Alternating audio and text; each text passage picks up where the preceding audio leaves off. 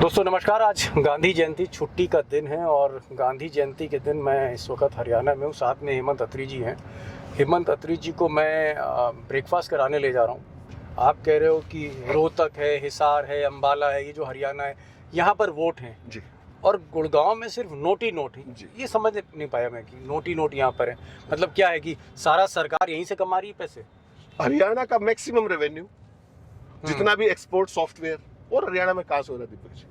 या तो यहाँ पे रियल इस्टेट है, चारों तरफ आप अट्टालिकाएं देख रहे हैं। मतलब इसमें कोई शक नहीं कि ना केवल सरकार का जो ऑफिशियल एक्सचेकर का जो पैसा है वो यहाँ से आता है, बल्कि जिनसे पार्टियां चलती हैं, जिस माल से, जिसको नंबर 2 का जो सारा धंधा है वो भी। अरे शहर को तो हरियाणा में क्या जानते हैं, आपको पता है? यहाँ पर किसी कोई सरकार आ जाए इनको फर्क नहीं पड़ता। ये मुझे और आपके लिए होगा कि भाई किसकी सरकार आएगी। जैसे आपने बैठते ही हमला किया कि भाई स्कोर बताइए, इनको सारे स्कोर का पता है। इस शहर के अंदर कोई सरकार नहीं होती। यहाँ पर मतलब आप कह रहे हो कि घूस का, रिश्वत का सारा पैसा 80% पैसा गुड़गांव से जनरेट होता है। ये भ्रष्टाचार की गंगोत्री है दीपक जी हरियाणा में। जहाँ पे आप टहल रहे हैं, जहाँ पे हम चल रहे हैं, ये भ्रष्टाचार की गंगोत्री है। यहाँ कोई सरकार आए, कोई जाए, कोई फर्क नहीं पड़ता। यहाँ की एक ही स्थायी सरकार है और आपके दर्शक साथी चौंक जाएंगे। यहाँ के एक ही सरकार है, वो बिल्डरों की सरकार। ओहो। यहाँ पर सारा राज, सारा पाठ, सारा कानून, सब कुछ बिल्डरों का है, बिल्डरों के द्वारा है, बिल्डरों के लिए।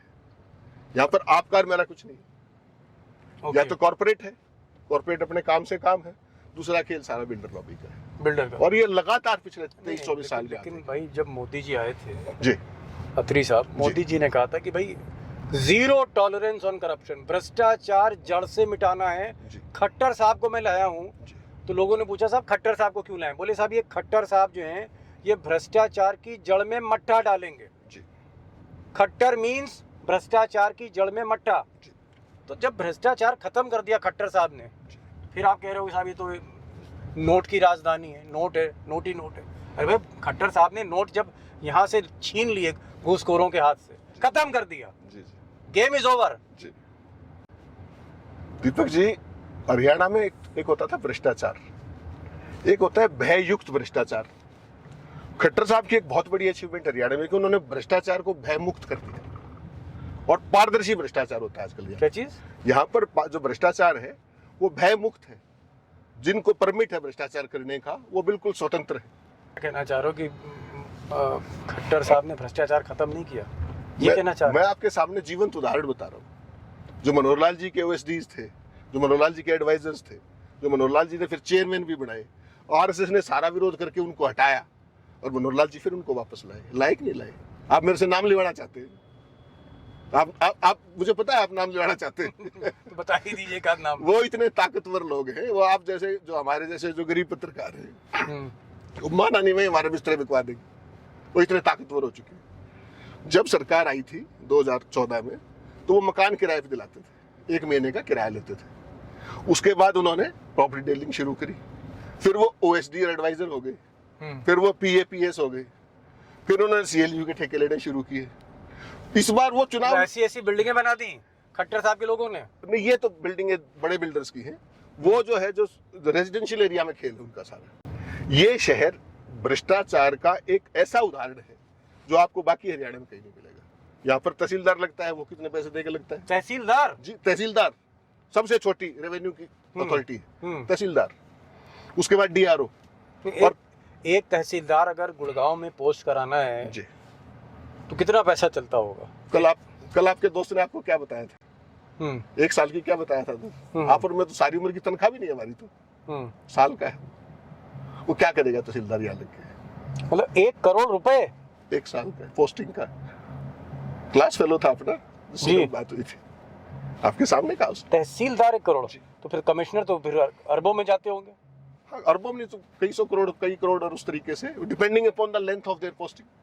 और फिर उसमें ऑप्शन है। आप ये कह रहे हैं तहसीलदार है, इंस्पेक्टर है, डीसीपी है, कमिश्नर है, कलेक्टर है, मतलब बिना माल के कुछ है ही नहीं। सब पारदर्शी है। 2 ही तरीके हैं, या तो कोई संघ का साथी किसी का नाम दे दे, ये मेरा चाचा ताऊ भतीजा फलाना है, या अच्छा एक चीज बताइए, मैं सुनता हूँ कि साहब ज़्यादातर जो कैबिनेट मिनिस्टर होते हैं, जैसे ही मंत्री बनते हैं, गुड़गांव में बड़े बड़े पेंट हाउस ले लेते हैं, बड़े बड़े फ्लैट ले लेते हैं, फिर उसमें कुछ बिल्डर बन जाते हैं। क्या हरियाणा के ज़्यादातर विधायक, मंत्री, पूर्व मुख्यमंत्री, पूर्व अधिकारी वगैरह सबका माल लगा हुआ है यहाँ? कोई नहीं बचा हुआ। आप हरियाणा की बात छोड़ दीजिए, पूरे हिंदुस्तान का जो टॉप ऑफ द लाइन अगर 10,000 पॉलिटिशियन आप काउंट करें, इतने ही विधायक विधायक होते हैं, 4850 के आसपास विधायक है, 750 MP लाइक दैट। हिंदुस्तान में कोई हुज हु जिसकी कोई बुक्कत है, सबके यहाँ पर गुड़गांव में X, Y और Z कोई ना कोई इकोनॉमिक इंटरेस्ट है, डायरेक्टली और indirectly. This is a fact. Atri साहब, एक चीज़ बताओ बहुत ईमानदारी के साथ, लोग कहते हैं कि हरियाणा का जो चुनाव है, हरियाणा का चुनाव, क्योंकि हम लोग इस वक्त नोट की राजधानी में, आपके मुताबिक ही नोट की कैपिटल है, वोट की नहीं है, लेकिन नोट से ही वोट है। ये बताइए कितना पैसा खर्च होता है, कितना पैसा खर्च होता है हरियाणा विधानसभा के चुनाव में? टोटल कितना खर्चा है? 500 करोड़, 1000 करोड़, कितना? अरे दीपक जी, किस जमाने में जी रहे हैं आप? 500 करोड़? देखिए साहब, 90 कंस्टिट्यूंसी है हरियाणा के अंदर, 2 तो मेन स्ट्रीम पार्टी है, कांग्रेस और बीजेपी, और एक बहुत सारे धन पुरुषों भी चुनाव लड़ रहे हैं तमाम तरह के। तो आप ये मान लीजिए कि मोटे मोटे हर सीट पे 3 कंटेंडर मान लीजिए, 3, तो कितने कैंडिडेट हो गए? कैंडिडेट तो हरियाणा में 1000 से ऊपर है, 90 की 90 सीटें देखेंगे। लेकिन अगर मोटे तौर पे देखें, जो कंटेस्ट में हैं, जो सीरियसली चुनाव लड़ रहे हैं, जो उसके लिए सारे प्रयास कर रहे हैं, ऐसे 370 तो मानेंगे आप।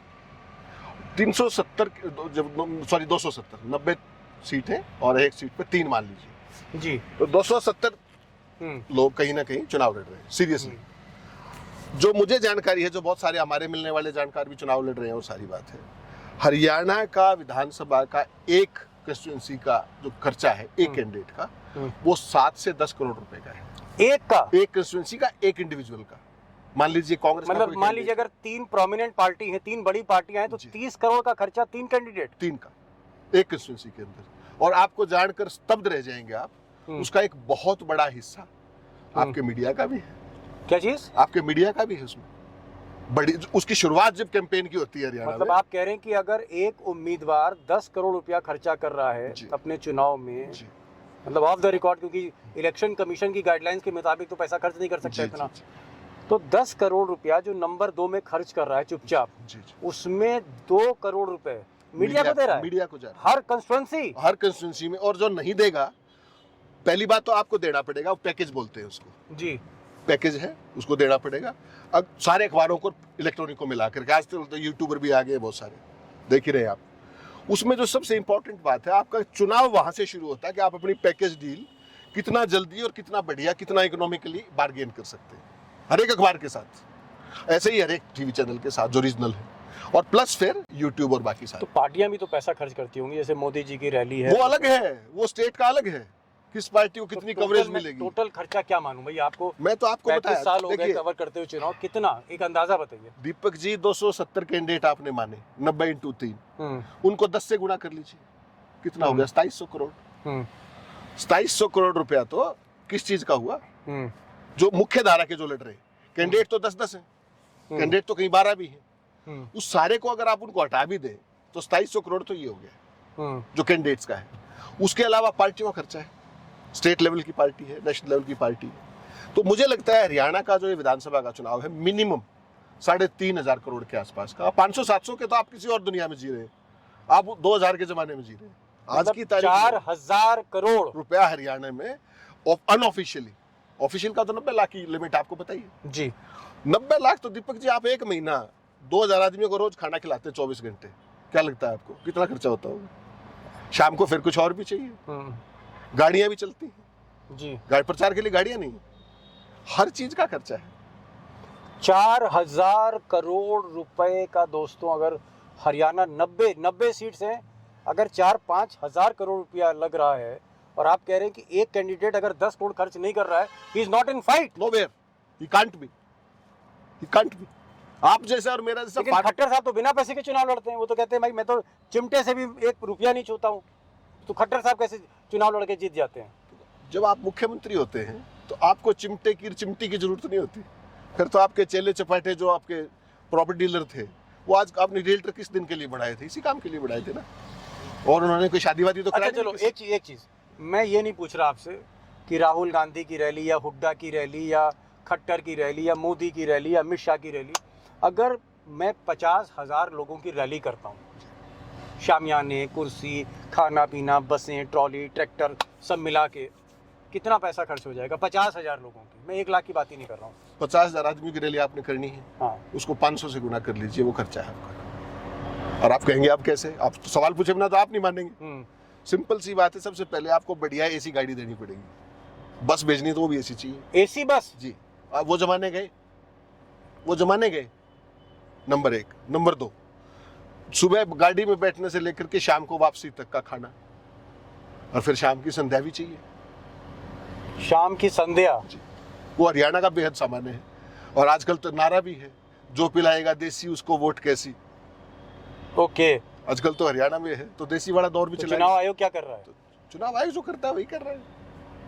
ये सब चुनाव आयोग का पुलिस है, ये है, चप्पे चप्पे पे जो है ईडी इनकम टैक्स खड़ी है। आपने देखा कुलदीप बिश्नोई के लोगों के पास पैसे बरामद हुए, देखा आपने, खबरें छपी जी। आपने जींद के कैंडिडेट के खिलाफ के उसको चेलों के पास नोएडा में साथ हुए पैसे पकड़े सोनीपत में जी। क्या हुआ? कहाँ गए पैसे?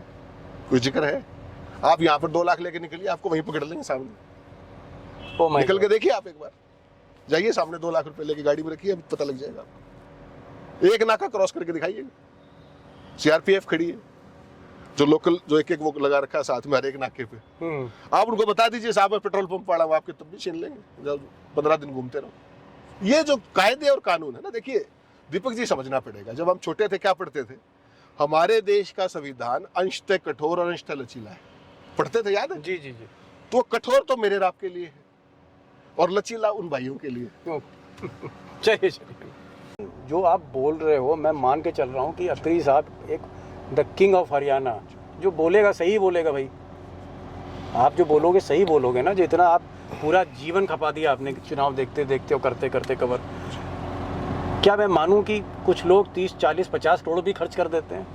30-40 तक तो शायद नहीं, लेकिन 20-25 करोड़ के आसपास। 20-25 करोड़? हाँ, कुछ ऐसी कंस्टिट्यूंसी 8-10 कंस्टिट्यूंसी ऐसी हो सकती है, खासतौर पे अर्बन कंस्टिट्यूंसीज जी, जहाँ पर इस तरह खर्चा हो सकता है। कोई बड़ी, इसमें अतिशोक्ति नहीं है। लेकिन एक चीज मैं आपको बड़ा स्पष्ट बताऊं, केवल पैसे के दम पर अगर कोई सोचता है कि मैं चुनाव जीत जाऊंगा, कोई भी हो चाहे वो, आप ये कह रहे हैं कि पैसे का इतना मतलब भी नहीं है? नहीं, इतना कोई मतलब नहीं है पैसे का। बहुत सारी चीजें हैं। नहीं मतलब अगर मैं 20 करोड़ रुपया खर्च करूँ, आप ये कह रहे हो, मैं अगर बिल्डर हूँ और मैं 20 करोड़ खर्च करता हूँ तो भी मेरे जीतने की गारंटी नहीं है हरियाणा में। आप अगर 50 भी खर्च दें तो भी कोई गारंटी नहीं है। देखिए समझना पड़ेगा, एक है आपकी पब्लिक में स्टैंडिंग, आपकी छवि, दूसरा उसमें सबसे इंपॉर्टेंट बात है आपकी एक्सेप्टेबिलिटी, और तीसरा मार्केट का एटमॉस्फेयर, माहौल बड़ा इंपॉर्टेंट होता है।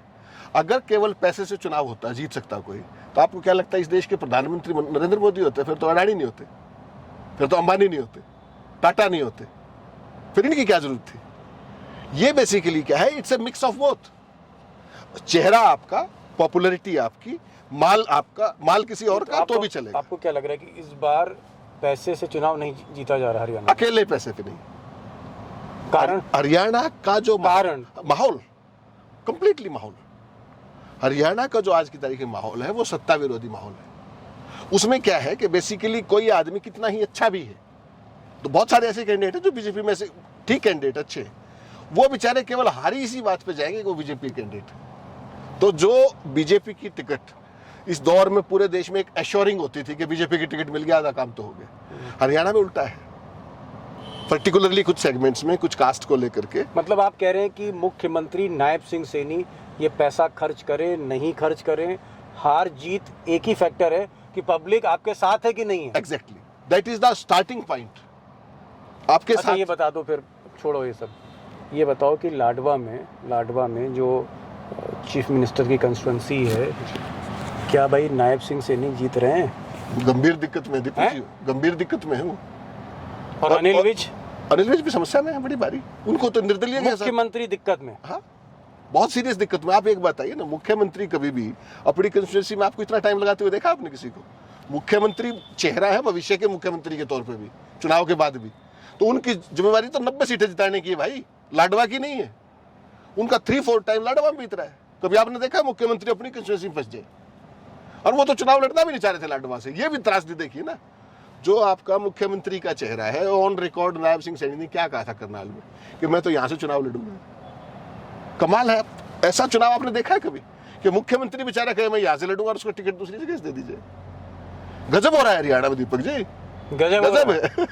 अच्छा एक चीज और बता दी, कैप्टन अभिमन्यु सबसे पैसे वाले, द मोस्ट रिचेस्ट कैंडिडेट, ये जीत रहे हैं? नहीं, मतलब इनका पैसा भी काम नहीं आया? गंभीर संकट, अकेला पैसा नहीं, उन्होंने वहां काम भी कराए Deepak ji, all powerful minister थे 14 से 19 तक, सामाजिक काम भी कराए, कोई मना नहीं कर रहा उनको।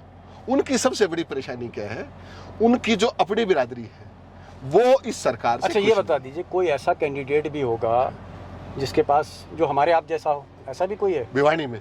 अच्छा जी, भिवानी में कामरेड ओम प्रकाश है, मैं तो कहता हूँ हमारे आपके जैसा है, हमसे भी नीचे, गजब आदमी है सब। उसकी कितनी प्रॉपर्टी है? प्रॉपर्टी तो वो खुद ही ढूंढ रहा है बेचारा, मतलब उसके पास मकान तक नहीं है। बैंक मैनेजर थे वो, एक डेड ऑनेस्ट आदमी थे, जनता के आदमी है, जनता के बीच के आदमी है। हाँ। उनका चुनाव देख के मैं तो हैरान ही रह गया, उनका कैंपेनिंग स्टाइल, पैदल, साइकिल पे, स्कूटर पे, साइकिल हाँ? स्कूटर पे चल रहे हैं, कोई पैसा उसी हरियाणा में जहाँ आदमी 10 करोड़ 20 करोड़ खर्च कर रहा है। भिवानी में आप जाके देखिए ना, कितना गजब चुनाव है। मैं तो कहता हूँ हर पॉलिटिकल साइंस परिणाम क्या होगा मैं नहीं जानता, लेकिन चुनाव जो लोग, नाम क्या है कैंडिडेट? ओम प्रकाश जी। ओम प्रकाश, CPIM के कैंडिडेट है, और वो एक इंडिया अलायंस में हरियाणा में एक सीट छोड़ रखी, हरियाणा में एक सीट छोड़ी थी भिवानी की।